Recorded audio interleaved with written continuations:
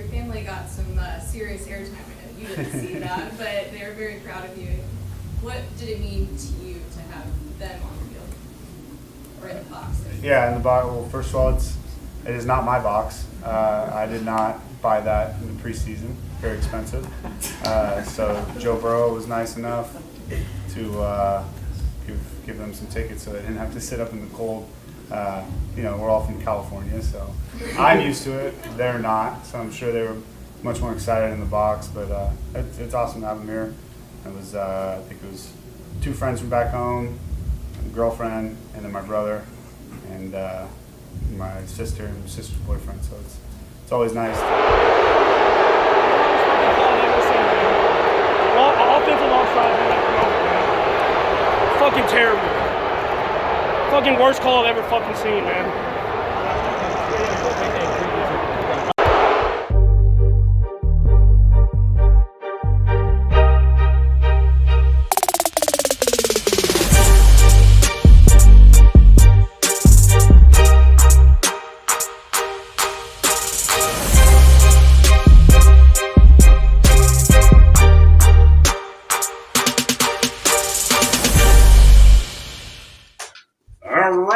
Welcome back to Outcoach Sports.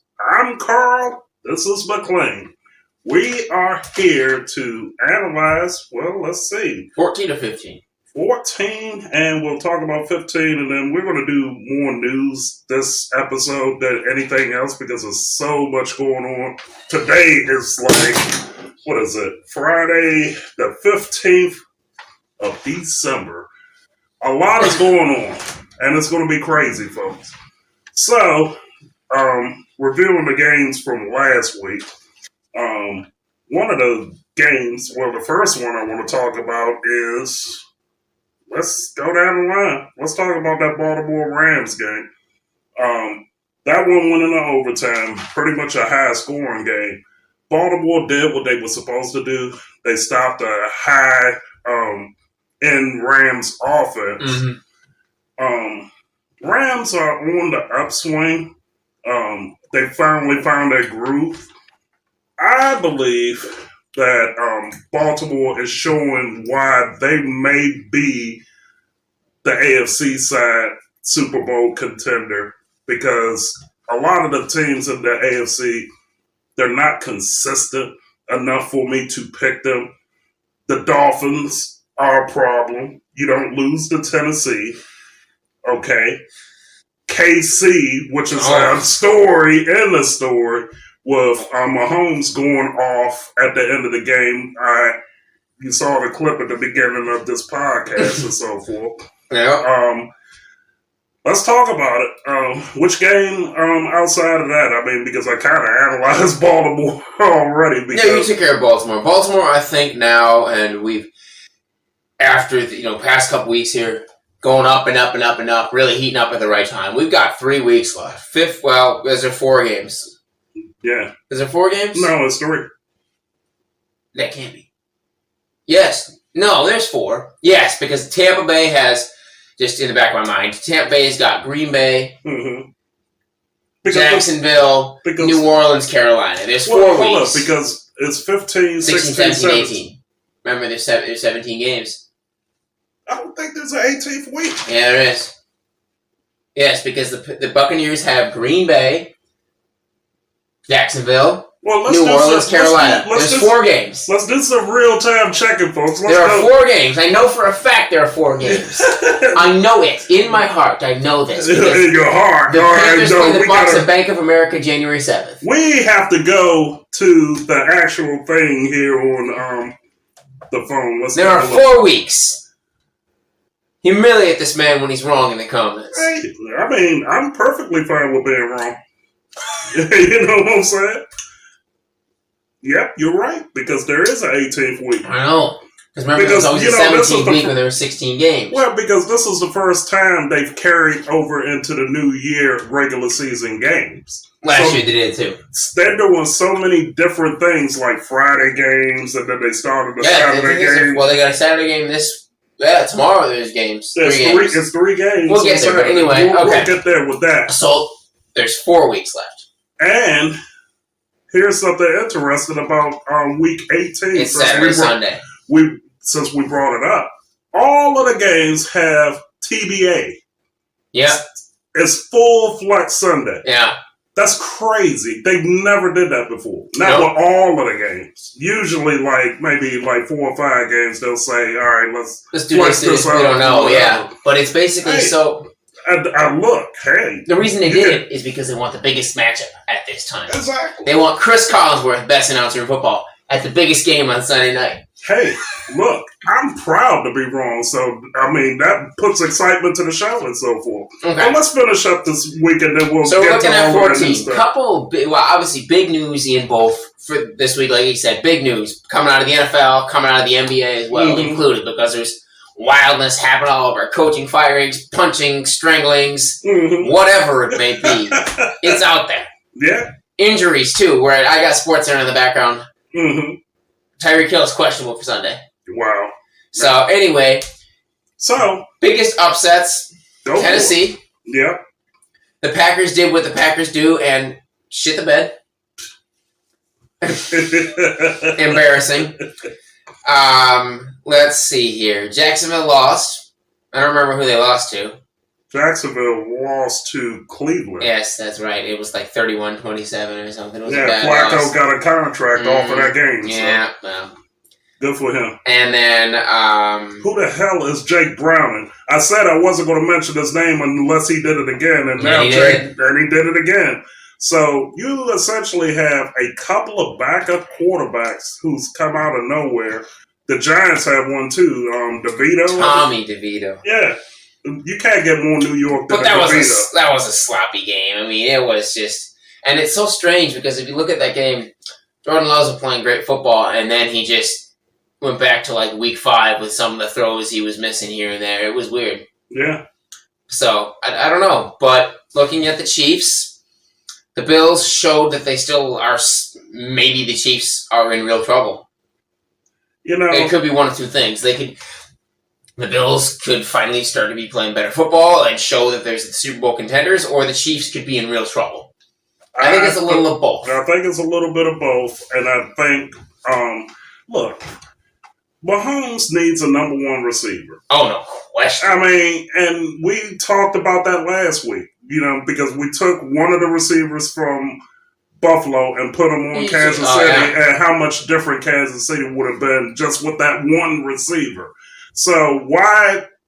I don't get these teams and GMs that don't address... Make a move. You don't even need a... Sorry, I got you off. No, you're saying what I'm about to say. It's like, why can't they just get one player? A decent guy. Doesn't have to be a Mike Evans. Doesn't have to be a Devontae Adams. Doesn't have to be a Justin Jefferson. Right. It can be a... For all of you Madden fans, I know that hell, it can you bitches love Madden. But there's a Madden rating. You need a guy who's like an 82 or an 83 out of 99. Right. And that's what you're getting. Like a Terry McLaurin's like an 89. Yeah. He's like top 20.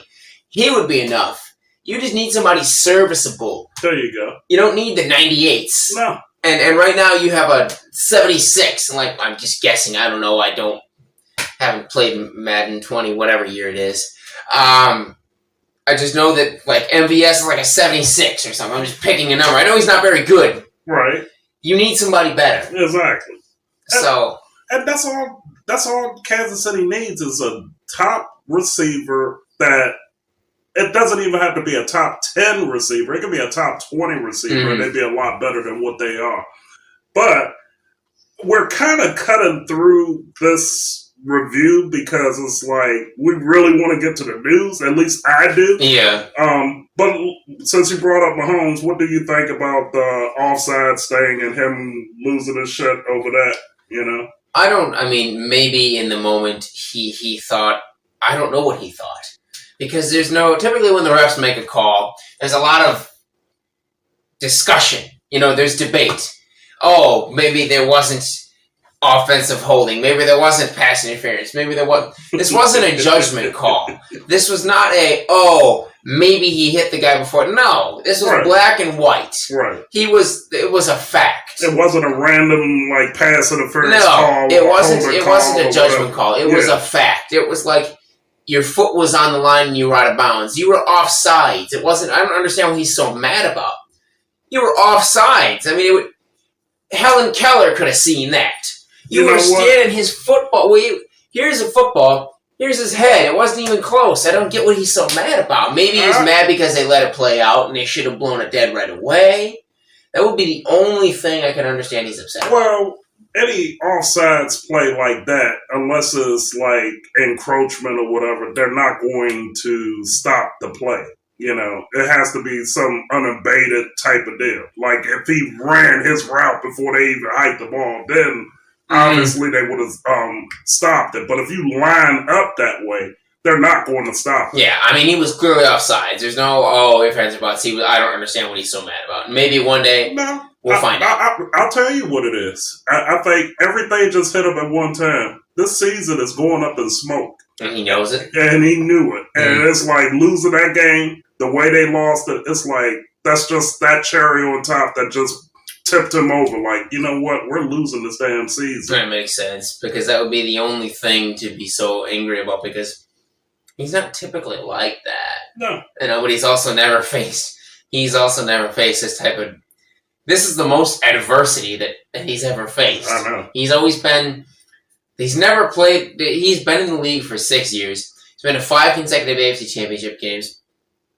Patrick Mahomes has never played a road playoff game away from Arrowhead Stadium. That tells you how little adversity he's faced. And if they make the playoffs this year, which I still think they will, even with all their problems, he'll be on the road.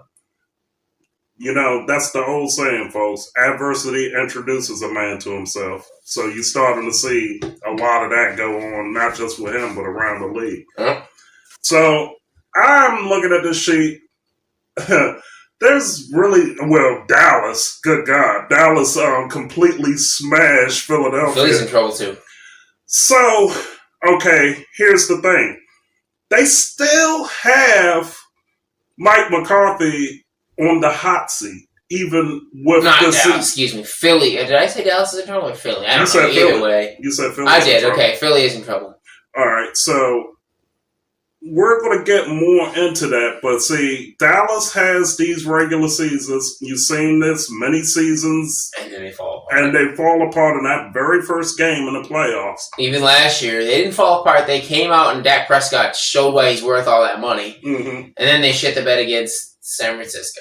Yeah, Again. yeah. But something, maybe it's different. You wanna believe it's different, but until proven otherwise, it will not be different. You know who else shit the bed? Who? Detroit.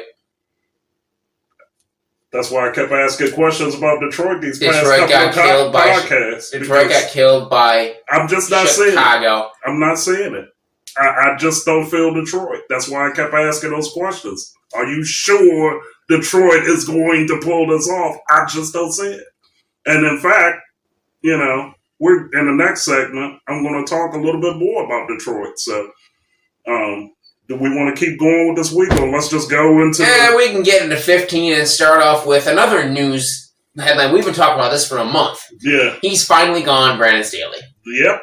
Well, let's get into that in the next segment. Chargers, I'm told, within the last 2 minutes have fired Brandon Staley and their GM, my friend Tom Telesco. They fired them both. You have to get somebody who changes how we view the Chargers.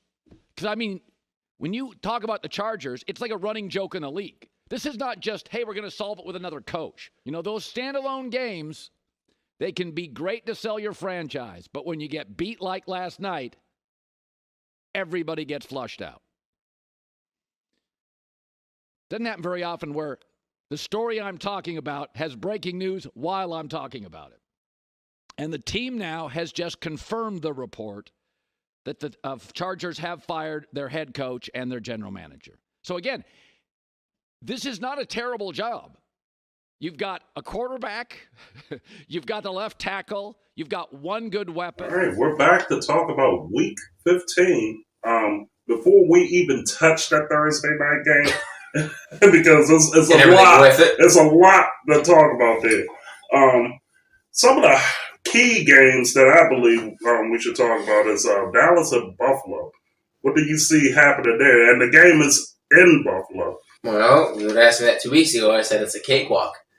Buffalo's won the last two, and it's kind of a hard thing to think about because you're not sure where Kansas City is. Mm-hmm. But they still beat Kansas City. Are they good enough to?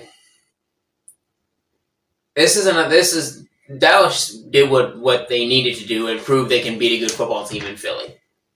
They match up well with Buffalo. Yeah. Buffalo has beaten Dallas, and I want to say they've beaten Dallas like the last 4 or 5 times in a row they played. So it's going to be interesting because you've got Dallas on one hand finally showing they can beat a good football team, but then do they kind of come back to earth? I don't think so. I think they've just been playing as much. Fuck Dallas. Had to get it in. Yeah, to get that in there. That's Pull every it week. Let me start. I almost forgot. I wasn't letting it get away. So, I think they're playing too good a football, even with McCarthy's useless ass sitting over there.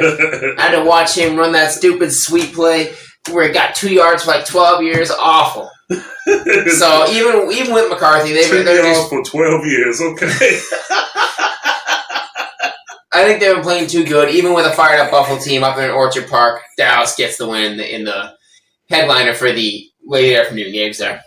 Well, you know what? Since you mentioned them, and I'm going to insert it, and if you guys want my opinion on the Dallas-Buffalo game, I actually see Buffalo beating them. You do? Yeah. I mean... You think they come? So you think Dallas has a bit of a letdown, or you think Buffalo plays really good football? I just think it's going to be a shootout. Okay. I mean, and Buffalo is just going to win at the end because it's going to be a shootout. Because that's a good matchup. That's a very good matchup. Yeah. I mean, so it'll be like a 38-31 game or something like that. So I can see Buffalo winning, but it wouldn't surprise me if Dallas won because it's going to be a shootout. However, since you brought it up with Kansas City, they're playing New England, at New England. If Kansas City loses that game, we are going to be on here having it's going to be an interesting show next week. Kansas City takes a loss. Very interesting. Do I think they do? No. They better not. They'll handle their business and win. I'm not concerned about it. Well, I'm not concerned either, but it will be a concern if it happens. I'll tell you that. Oh, yeah. Now, Baltimore or Jacksonville. That is probably even with Jacksonville not looking super, super great the last 2 weeks, it's a chance. They're at home. It's still the best game of the week. Yeah. Baltimore's got a clear-cut path to the number 1 seed, especially with the loss of Miami. Right. And Tyreek not being healthy if they potentially lose to the Jets. Right. Even so, Baltimore's clear-cut path to the number 1 seed is there. Absolutely. Win or lose this game, I think because, and I talked about it last week, the AFC South is just not good enough. Jacksonville still gets in. Mm-hmm. But if it's a good opportunity for Jacksonville to show they can fight against the top teams, and I think they're right there. Yeah. And have a bounce back to get back in the win column. But Lamar and Baltimore is going to be hungry going in there because of what happened last year when Lawrence had that fourth quarter comeback and really kind of showed going up and up and showed his big step up from where he was playing to get here. So Baltimore's going to go in there wanting to avenge that loss. Well, here's the problem with Jacksonville. They haven't had a statement win this year, to me. No. This is the 1 week that they can say, all right, if we beat Baltimore, all right, now they can talk about us possibly going a little bit further in the playoffs because as it's set now, I don't see them making any noise, because there's a possibility they can match up with a Cleveland who's very dangerous. And it's because of their defense. Cleveland's defense scares me. But we're not talking playoff scenarios yet. We have to go to week 18 because I'm telling you, it's just something about Cleveland that bothers me. But then at the same time, looking at Jacksonville, they haven't had a statement win, and this is their week to prove that they actually belong going against somebody like Baltimore. Yep. So we'll see what happens there. Who do you got in the win? Baltimore. You do have Baltimore in the win. Uh-huh. Who do you have? I'm really looking forward to that game. I think it's going to be awesome. Mm-hmm. You got two exciting quarterbacks, two exciting teams. I see Jacksonville tired of being pushed around and comes up with an inspired win. Right. I think they win. Sunday Night Football. Book it. Hey, all right. If I'm wrong, I'm okay with that. It doesn't matter. No, it doesn't matter. I'm not being paid to sit here. Oh, here's the thing. With that game, you want it to be close. I mean, if you're Jacksonville, if you lose, don't lose by 14 points. No. Lose by less than a Because touchdown. you still, even though you didn't win, you said, okay, you can hang. You're making a statement. You're right there. A couple different plays make the differences. All right. The Monday night game, I think Philly's in trouble, folks. I think if they lose to Seattle, what will be that? Like the fourth straight loss, or is that third straight loss, or something like that? Well, okay, so lost to San Fran and they lost to Dallas, and they got beat pretty handily in both games. If they lose to Seattle, I think the wheels are coming off over in Philly. Not to say that they won't make the playoffs, because they will. I just don't see what kind of damage that they're going to do, because people finally figured them out. Is it at Seattle? It's at Seattle. Yeah, that's why I'm feeling like Seattle may take that game. Yeah, I mean, it's one of the loudest venues in the NFL. Mm-hmm. Hot fan base, so I think Seattle wins the game. I think the wheels do fall off in Philly. They're just struggling so bad. Their confidence is shook. Seattle knows they have an opportunity to catch up in the playoff positioning if Philly loses, and to push further away from the Rams. They're not winning the division. No. You've got San Fran there, but they need the win, and I think they take it. You have somebody, I think I hear somebody out there screaming, there's some Saturday games that sound pretty good out there. All right, to the one person that want me to address it, Denver and Detroit. Ooh. That's actually... It's becoming intriguing. Denver wins. I'm picking a lot of upsets this week. And Detroit had a really bad showing against the Bears. That's another team I think that's falling apart. I've been kind of questioning them the past 3 weeks. And we've talked about it right here. And I just don't see it with Detroit. There's something coming apart. I don't know what it is. I think it's their confidence more than anything else. I don't think it's the play calling. I don't think it's the coaching. It's just... It's something within. It's like, I think it's them realizing that they were one of the best teams in the NFL, right? Record-wise, and everybody was looking at them, and they didn't know how to handle the pressure, and they're still trying to figure, because they're a young team. They're still trying to figure out how do we handle this. How do we block out that outside noise, and how do we focus on what we've got to do? And they're fighting history. And exactly. We talked about that earlier in the year too. Minnesota and Cincinnati. I see Cincinnati rolling. Cincinnati's going to roll over there. What did they score? 3 points on Sunday? That's another potential coach in trouble over there, O'Connell. Yeah, young guy too. Here's another situation where a coach is in trouble. Pittsburgh at Indianapolis. Indy wins. I have Indy winning that game, and I think Tomlin's seat gets a little bit warmer after that game, Yeah. Now, let's talk about the Thursday night game. The travesty of that. Staley's finally gone. So I talked about it for a month. It's kind of been brewing ever since they blew a 27-point lead to the Chargers last year's wildcard game. Awful football. Injuries have not helped, but the coaching has not done them any favors. You have a top 5 quarterback at Herbert. And you lost to, not only did you lose, you got obliterated to a backup quarterback in the Raiders, who, if I recall, scored 0 points 4 days prior on Sunday.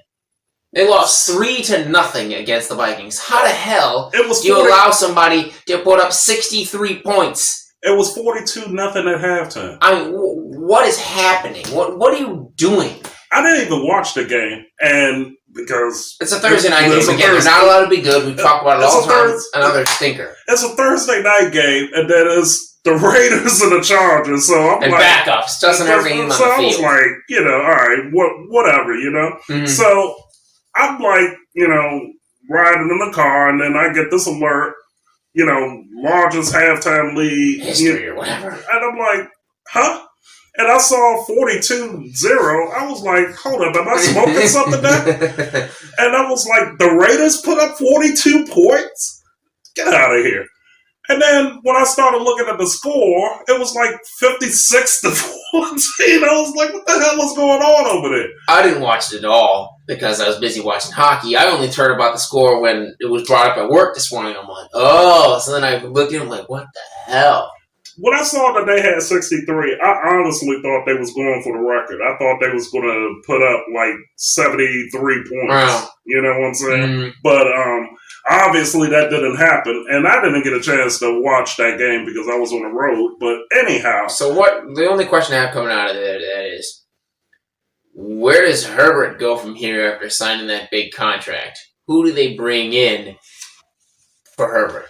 so the rumor And that mill. brings you to your next point. Okay. It's the rumor mill. So just watching the different, talking heads from ESPN, CBS, and other places, everybody seems to be pointing to Belichick is going to go over there, but then it's like I can see it and I can't see it. Mm-hmm. First of all, there's been reports that Belichick and Kraft, they all Mutually agreed to part ways. that could go any which way.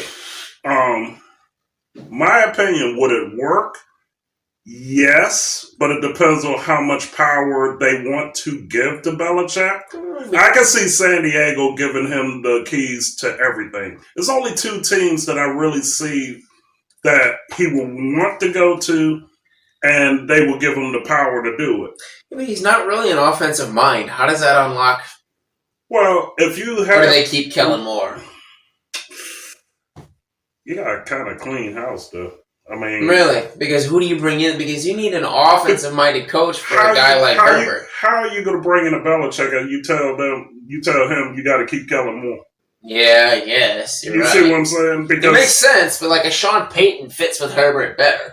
He's an offensive-minded quarterback. and they Well, had a I chance. mean, he's an offensive-minded coach. Think about it. They had a chance to get Sean Payton last year had they gotten rid of Stanley last year, which everybody thought they were going to do. And now look at Denver, who's been up and down, but Denver's going to get in.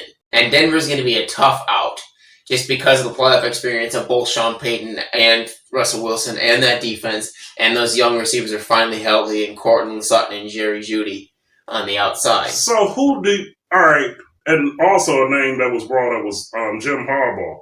So who would you want to coach San Diego at this point? If you are, I'm saying San Diego. Well, first off, LA nobody- Chargers. If either Harbaugh or Belichick fly to San Diego, there's not going to be anybody there to coach. So So LA Chargers, and I knew I was going to say San Diego because I almost said it earlier. I said San and then Francisco when I caught myself.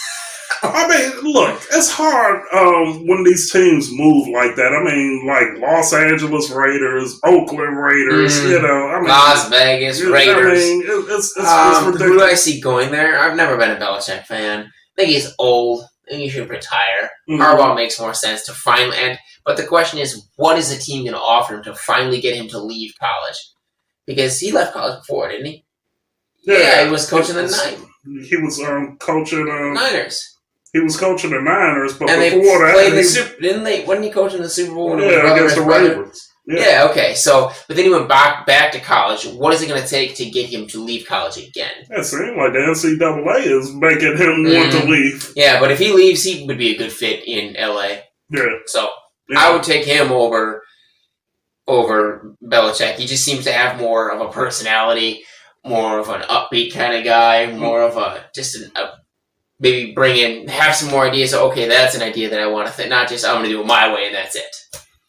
And see, they have a quarterback that he can mentor. Mm-hmm. I mean, Herbert is good to great. Now he can be legendary with Harbaugh being there. Yeah. You know. Yeah. And they need to, again, the Chiefs are still the team to beat in the West. Mm-hmm. But the Chiefs are slipping. If the Chiefs lose again, Denver could take that. Denver has got, I mean, I don't think they catch them, but Denver's going to get in there's going to be two teams coming out of the West. Yeah. So. Absolutely. But I think they should bring in Harbaugh. That's just me. Now, another team, would you give Pierce the keys to the Raiders' kingdom, or would you kind of wait it out to the end of the year to see what they do? And here's another thing about Staley that they brought up that I didn't even realize. He lost the 2 interim coaches with the Raiders at critical times. Yeah. You know, Bisaccia and Pierce. Yep. Go figure. The Raiders. It doesn't matter who the Raiders hired as coach. They don't have enough pieces to be a top-level football team. They need to make some serious trades. They need to go through the draft. They need to make a lot of adjustments. Not on the defensive side of the football, but for starters, they need a quarterback. Jimmy Garoppolo is not the answer. He's a system quarterback. And when your system isn't set up for him to be standing in the pocket not moving, you're not going to win football games. You need a better quarterback. You got rid of Derek Carr, who was a better quarterback than Jimmy G, and then you brought in Jimmy G and gave him $75 million. What are we doing here? What are we doing? I mean, so it doesn't matter who they bring in. They need to make a lot of changes. Well, one, the Raiders need stability. For starters. I mean, first of all, what are we going to do as an organization? And then once you settle on that, now let's put these pieces together and make it work. You know, so the Raiders are kind of a cluster. It doesn't look like it with a 63-point outing, but here we go with San Diego again. LA is more of a cluster than the Raiders right now. So yes, yep.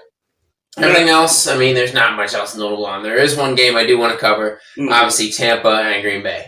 They're both teams that are, I think, potentially both could get in. The Bucs are going to get in. They're going to win that division, even though that division is awful. Both those teams are 6-7. But in the NFC, they're not that far behind. But is Tampa Bay's coach coming back next year? He's one of the 9 jobs, I think. The problem with that is, even if they do make the playoffs and win a round, because the Bucs are a team that if they get in and they play like a Philly or a Dallas or somebody like that, they could make for a very interesting wild card round. I don't want him back. I want him out of there. Even if they win a damn playoff game, I want him gone. So for the sake of Todd Bowles, if they would lose out and miss the playoffs, he'd be gone for sure. If they win a playoff game, they're going to keep his dumb ass. So essentially, well, not necessarily. Yeah, you hope. He would have to get to the NFC Championship in order to justify. In order to keep, and then Baker needs to be extended. Okay. I mean, he's been a rock all year. He's been a top 12 quarterback, and he's looked like a steal at $4 million. Since we're doing these hypotheticals, who would be a good replacement for Bowles if you had to pick somebody? Oh, God.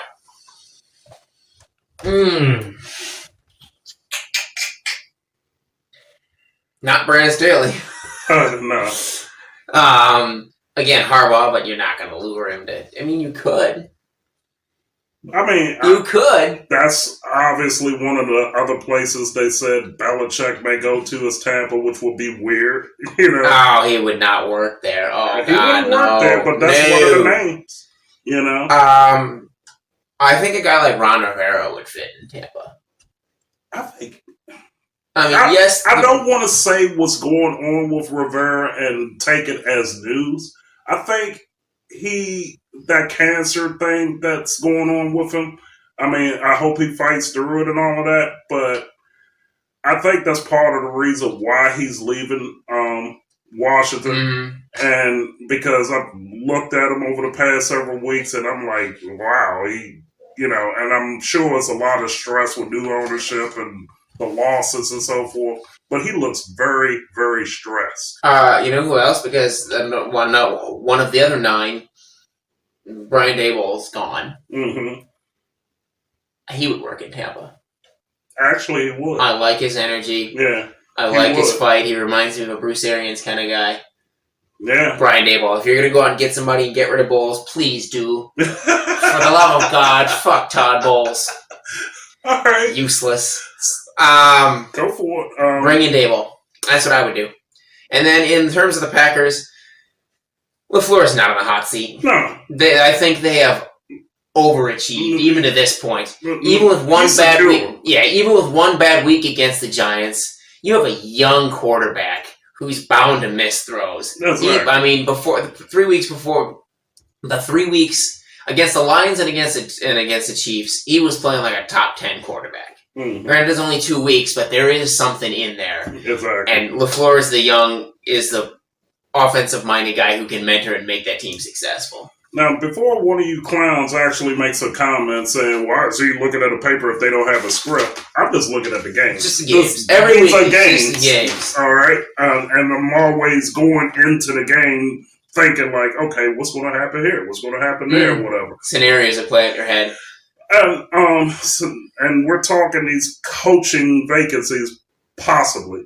All right? So they also said, and I'm going off of the rumor mill that, everybody's saying in the NFL, they're saying that Allen is possibly on the hot seat in New Orleans. He's terrible. Then, of course, we already mentioned Kevin O'Connell in Minnesota. Tennessee's coach. No, that's... I don't care. Yeah, I don't care. I mean, even if they do get rid of him, he would be a fantastic... I would take... If he's gone, I want him in Tampa. That guy is... See, that's what Tampa needs. That dude is a motivator. Yeah, that guy is... energy. He's a Doug Peterson type guy. Yeah. He's awesome. Yeah, I agree. I mean, there's no reason. But he's for on the that. hot seat nonetheless. There's no reason. Well, obviously, the coach takes the blame for anything right away that goes wrong. There's no reason that guy should not be an NFL coach. Let me be honest about Tennessee. Tennessee's problem, to me, is further up than the head coach. It's the GM. They don't have a quarterback.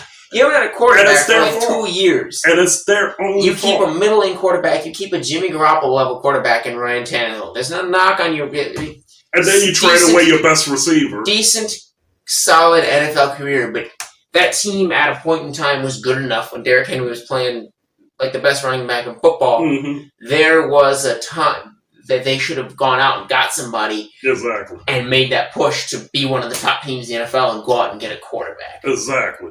Now, let's address Pittsburgh. Is Tomlin, hot, on fire? What do you think? No. I think he's been there too long. He's done too much. They're not going to kick him out the door after 1 year. Because even though they've lost the last couple weeks, they still find a way to win games they shouldn't win. It's not like they're 2-15. Right. I believe with Pittsburgh, and I said this before, I think their real problem is the GM. Because some of these draft picks that they've had, some of these free agent, right? And some of these free agent deals like Trubisky and stuff like that, it's just like... It doesn't make any sense. You're not getting... Who's the GM over there? You're making a move just to make a move, not make a move to get better. Exactly. And Tomlin, okay, let's get to his coaching.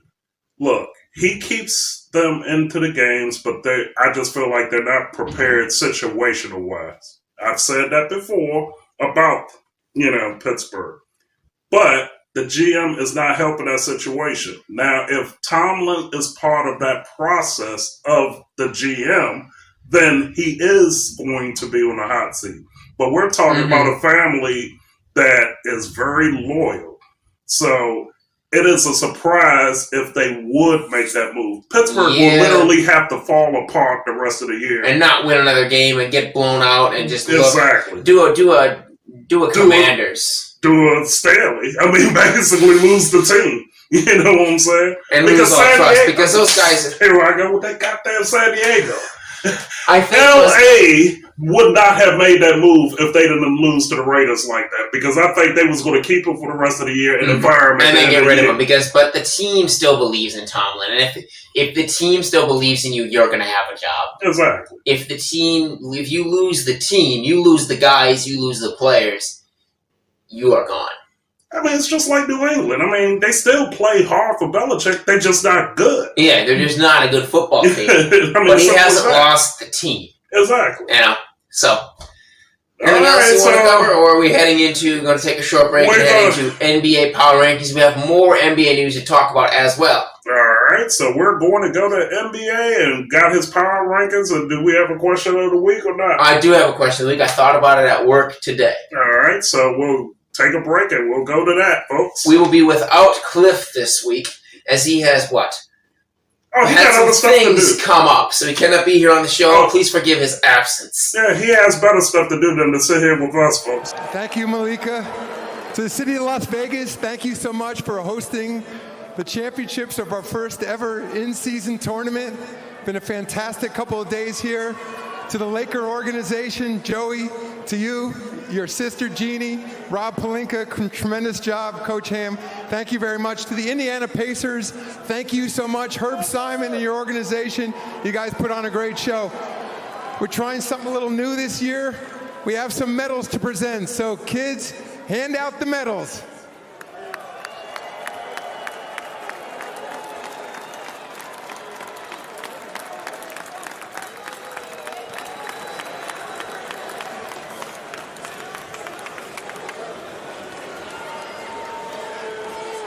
And now to the Lakers.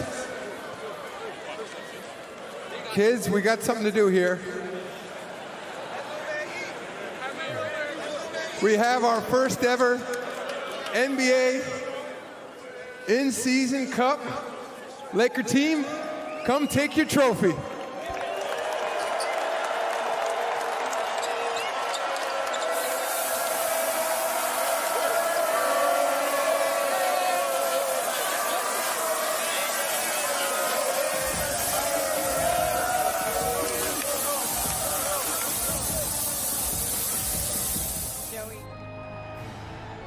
Announcement that took the baseball world by storm today. MLB superstar and reigning MVP Shohei Ohtani will make his way up the 5 freeway wearing Dodger blue. That deal, a 10-year, $700 million contract, the largest in North American sports history.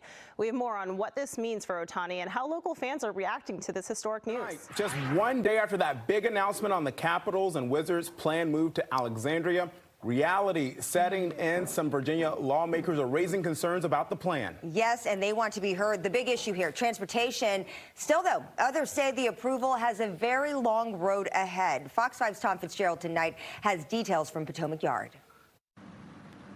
You know, these transportation concerns for a new arena should come as no surprise. Fox 5's been telling you that Metro right now is facing just a massive budget crisis, but also regional politics in Virginia. That could play a big role in all of this. Fox 5 spoke with several state officials, and they all say that you should caution all of this excitement around the announcement of Monumental Sports with Ted Leonsis as only the beginning step, not the end of this journey. In particular, Virginia's 2 U.S. senators, both happen to be former governors. Both say they're supporters of this project. They both share concerns about the transportation efforts with this arena.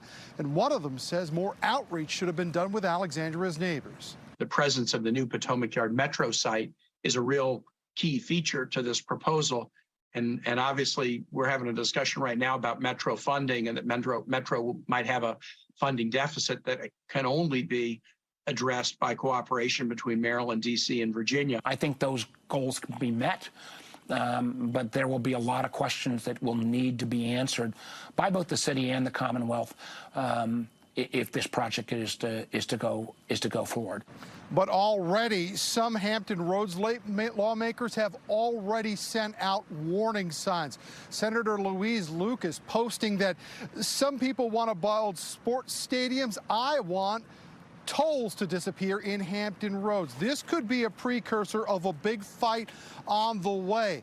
David Ramadan is a former Republican House delegate in Virginia. Now he's a political science professor at George Mason University, and he says very old rivalries regionally could come into play when it comes to this arena. Northern Virginia always resented the rest of Virginia for contributing the most to the budget, but getting less than the contribution. The rest of Virginia resented Northern Virginia because Northern Virginia has the prosperity. And look, make no mistake, both the clock and the calendar come into play right now.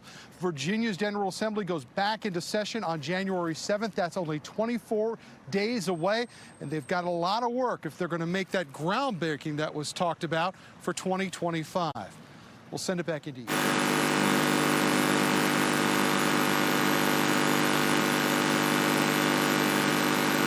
Welcome back to Outcoach Sports, and we're here to cover I was about to say week 15, but I don't even know what week it is in the NBA. Not important. My weekly top 10 power rankings and other news, which we are going to discuss. It feels a little weird to, one, open it because I hardly ever bring us back in and open, and two, there's no cliff right here. I know. But nonetheless, we must push forward and the show must go on.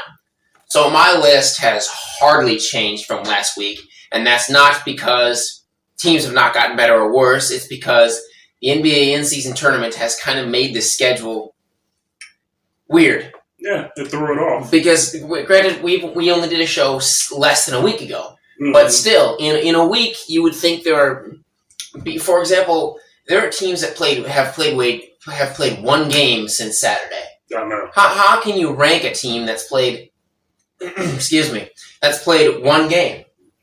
I mean, the Orlando Magic played on Wednesday, December 6th against the Wizards. They played on Friday, December 8th against the lowly, have lost 20 in a row, terrible Detroit Pistons. Ah. We did the show on Saturday. Mm-hmm. They played Monday night at home against I almost said Orlando. Wow. They played Monday night at home against Cleveland. Today is Friday. They haven't played a game. They played one game on Monday. Yeah. How do you rank that? You can't. And it's because of the NBA in-season tournament. So what I'm going to do is I'm going to go over my list, and then I'm going to talk about kind of looking ahead, because in terms of some of the best teams they're facing off this weekend. Okay. So we'll start there. Go for it. I do have a slight change, and I may look wrong, and I'm going to continue to talk about, but I'm really becoming a believer in the Minnesota Timberwolves. Okay. They are 18-5. And are the number one seed in the Western Conference, and are tied for the best record in the NBA with my second team in the NBA. So 1, Minnesota, 2, Boston. They get flip-flopped just because Minnesota, to me, is such a huge surprise that it's hard not to put them there. Okay, I'll let you do your rankings, and then I'll have a couple of questions about it. Okay. Number 3, because they did win their one game they played this week, that's not on Orlando for not playing it. It's not what they didn't do it. So I have them at 3. Uh-huh. I've got the Milwaukee Bucks still sitting at 4, with one of their newsworthies with the fiasco with Giannis's 64-piece and Indiana stealing the ball and him running down the tunnel after it. Pure high-level entertainment. At 5, I have the Sixers still holding. I'm going to bump the Lakers out of 6. Yes, they did beat Wembanyama and the Spurs the other night without LeBron. The Spurs are not very good. Wembanyama for the rest of you, but go ahead. I like Wembanyama. Go for it. And because they did lose to Dallas. But Dallas, anytime Dallas plays the Lakers, is must-see TV. Yeah. The stars showed out. I mean, Luka had 35, Davis had 37, Bron had 33. Mm-hmm. I mean, you can't ask much more than that. And then, of course, every time I swear, there's these guys who are like 20% career three-point shooters. Every time they play the Lakers, they turn into Stephen Curry. Yeah. I mean, that Dallas game, fucking Dante Exum, who was out of the league last year and playing overseas, went 7 for 9 from 3. He was 8 of 30 the rest of the year. Every time, I swear, they become Stephen Curry. And then the next game, they go back to nothing. Every time. You're So not wrong. I'm going to bump them out of 6. And I'm because of that win, I'm going to put Dallas at 6. Because they did that without Kyrie. Okay. And that's an impressive win over. If you look at the Lakers, even without all their injuries and stuff they've had, they're still at the 25 game mark. They're 15-10. Okay. That puts them at a pace of 49 wins. All right. Which would be 4th or 5th in the Western Conference. Last year it would have been 3rd. That's with multiple injuries to multiple key guys. Mm-hmm. The fact that they're 15-10, like I said last week, when healthy, that's a team to watch out for. Awesome. But I've got the Nuggets. Wow, I just said the Nuggets. I have the Mavericks at 6. Mm-hmm. I've got the Lakers at 7. They only go down 1 spot. I'm a homer. I love the Lakers. They have Wembanyama and the Spurs again tonight in about a half hour's time. LeBron will be playing. And I've had SportsCenter on this whole time in the background. LeBron has played every first-round number 1 pick since 1992.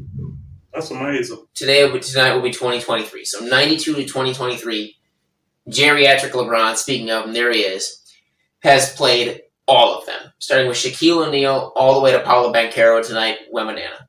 In the comments, tell us, is LeBron the greatest of all time? Okay. So where was I? So Mavericks 6, Lakers 7, Nuggets 8, Thunder 9 still, and then rounding out my top 10 is still the Pacers. Because they did lose the in-season tournament that night, but they had a really good showing. They just went up against a very motivated and focused Laker team.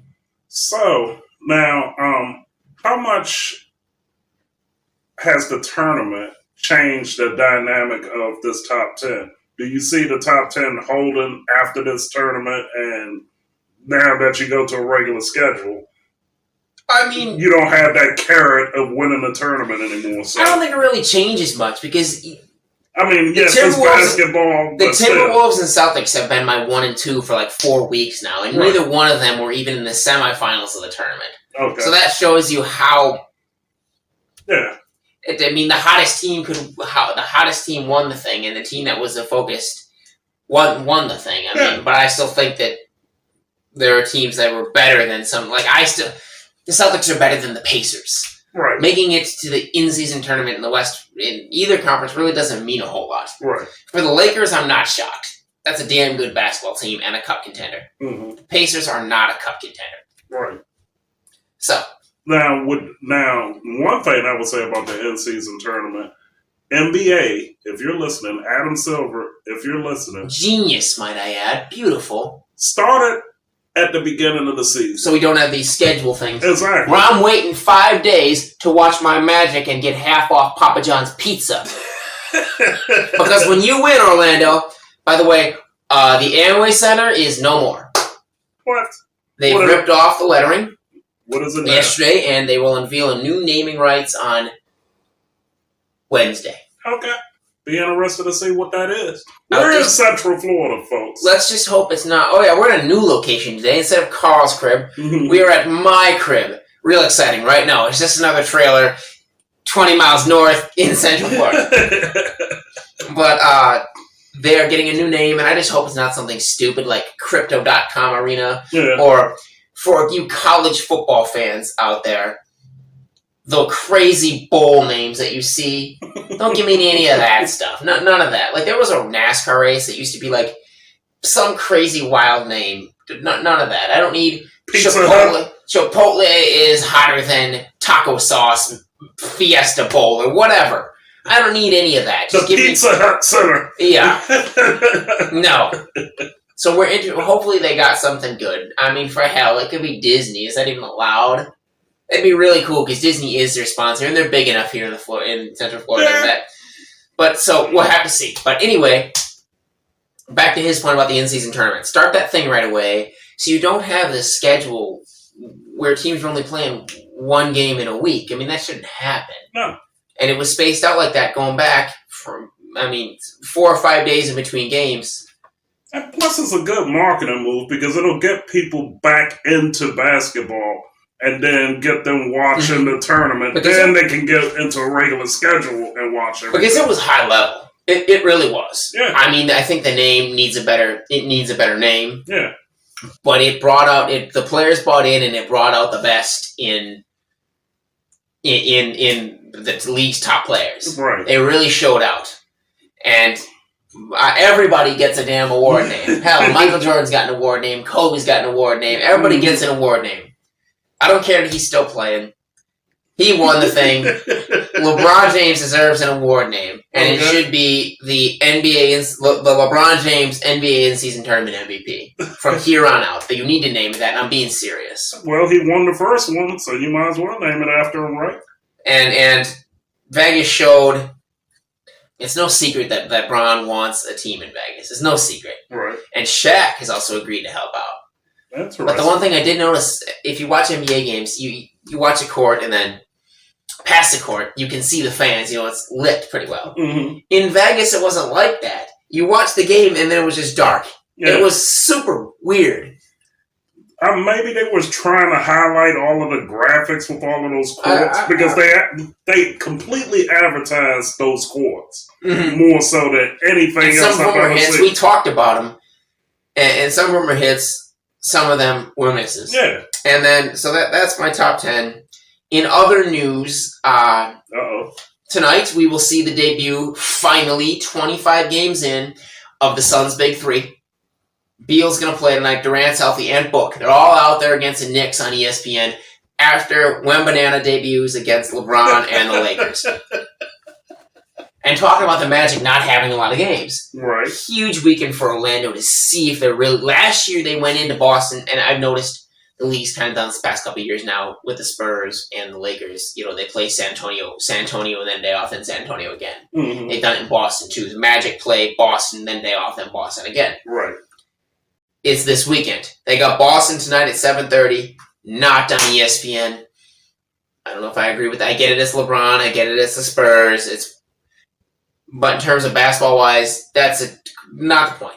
You've got tonight Orlando and Boston, then Sunday you've got Orlando and Boston. And last year Orlando beat them twice in Boston, but they kind of snuck up on them. Mm-hmm. They're not sneaking up on anybody right now. They're sitting second in the Eastern Conference, right behind them. Exactly. So it is a matchup of and it's not a fluke anymore for Orlando. Well, because the eyes are on them. It's like, all right, we saw what you're doing and we see what you're doing now. So we're adjusting our team to what we're seeing. But they've got a fantastic, high-level defense by both those teams. And heading into the night, Al Horford is out. Jaylen Brown is questionable. Porzingis is out. Mm-hmm. So they're dinged up, but so are the Magic. Markelle Fultz and Wendell Carter just returned to the court yesterday, ramping up for action, but they're not healthy either. And that's just the nicks and bumps of a regular NBA season. Even though we said it earlier in the podcast, today is December 15th, Friday, and it's like we're recording now. It's 7:12. We got about 20 minutes before these things kick off and start rolling. So we're going to wrap this thing up here in a minute. We won't go yet because we've got some time. Mm-hmm. But then we're going to get ready to watch some basketball. At least I am. Yeah. And we're heading into a huge weekend. So we will see, are the Orlando Magic for real? Or is it kind of... And I do think they're for real. Even if they lose both games, I think they're both going to be high level, next level, very tight competitive battles. Even if they don't win a single game. Right. But I still think that they are for real. And it's really cool because the new naming rights with the Amway, mm-hmm. 2 potential All-Stars, finally a good basketball team. It's a team that's... Exciting times in Orlando. And we have talked, I think I brought it up on the schedule, on the podcast before, how like the Knicks, doesn't matter how bad the Knicks are, they're going to have respect. Right. The Spurs had to earn respect by being great. Mm-hmm. The Magic are one of those teams that have to earn the respect of the league mm-hmm. and the fans by playing good basketball, and it's really cool and exciting in Orlando to see them finally be able to do that. In nonsensical news, still within basketball, for you DC folks out there, I'm going to show you some love. You suck. You suck and blow. But, I love how he always adds blow. Always. Yeah, always. So, Washington Wizards, Capitals, they're moving to Virginia. Wait, what?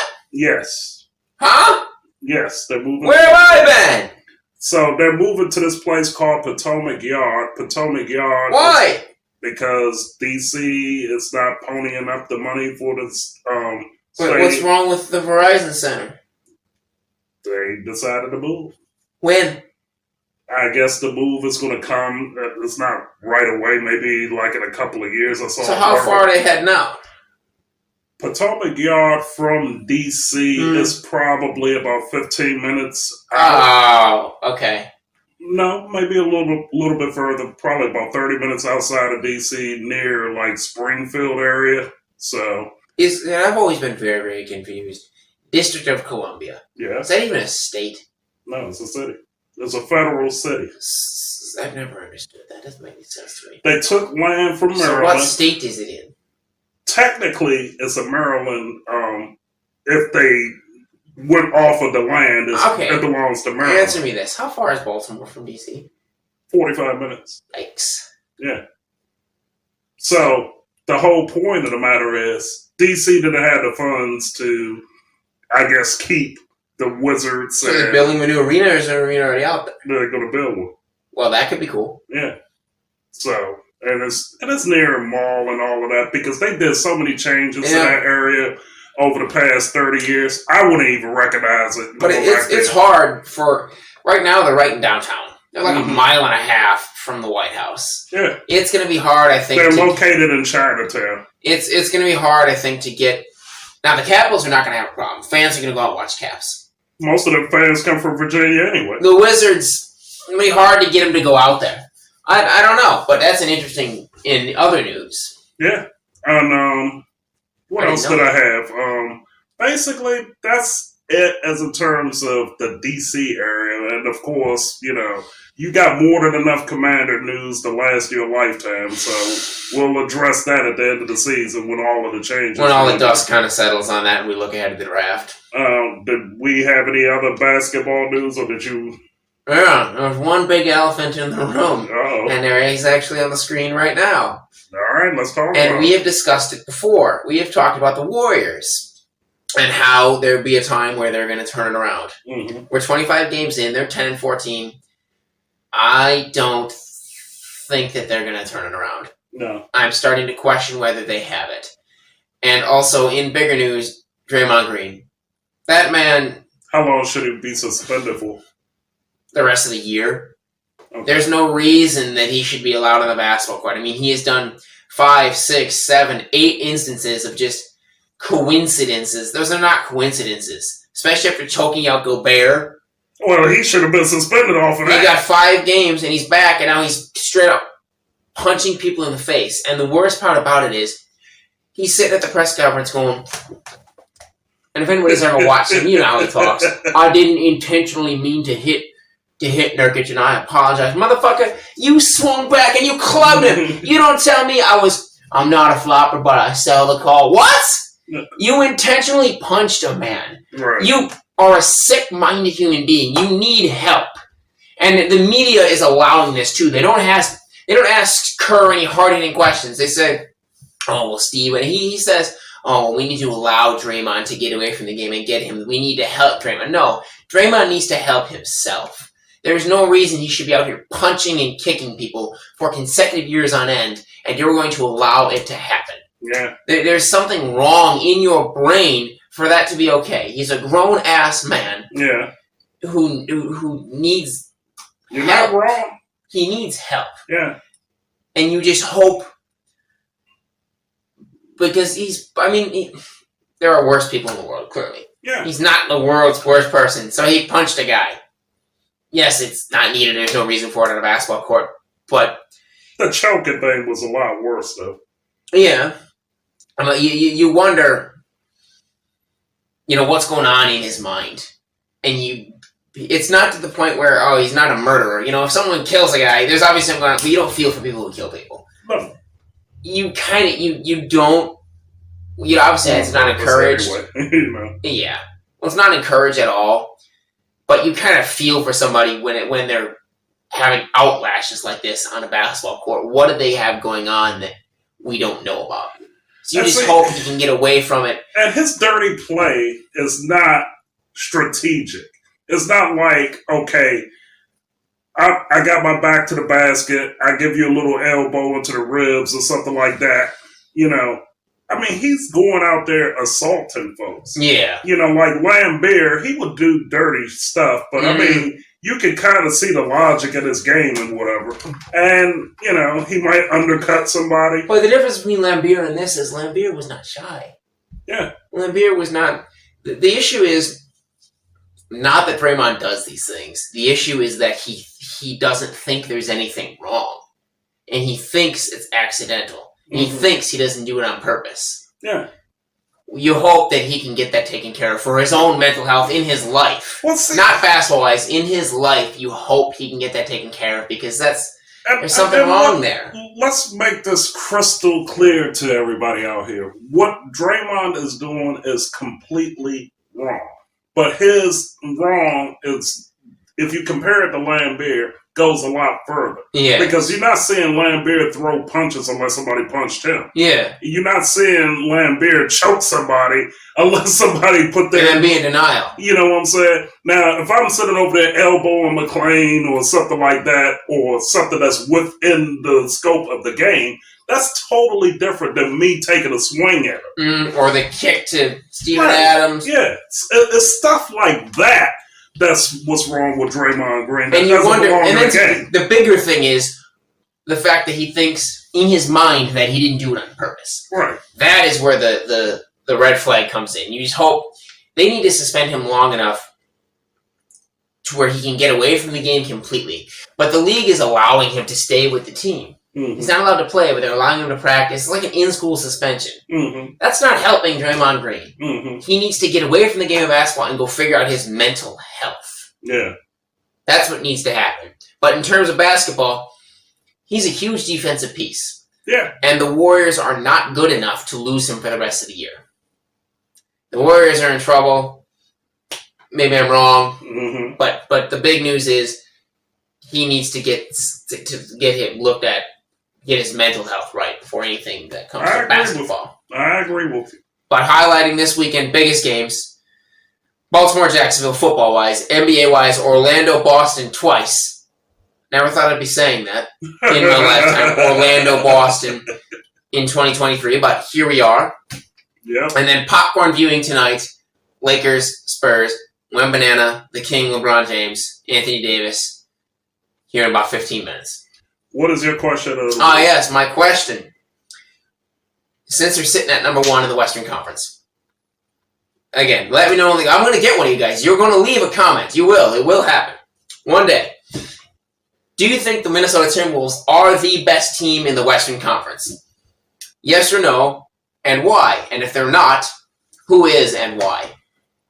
Do not leave the comments on Instagram. Leave it on YouTube. That's where I want you to see it. So we can read and respond to y'all folks as well. We want to engage the fans. We want to engage our viewers. And look, thanks for all of the love on Instagram. Send some love over to YouTube. Carry it over. We love and support. We're all here for it. Bring it on over. Let's see what I'm going to keep her moving and bring it on over. Exactly. So that's all we have, unless you have something else. Think I'm good? Covered everything. All right, so we will do this next week. Y'all take care of yourselves. Leave everything down in the comments. Like, share, and subscribe. And we'll catch you next time.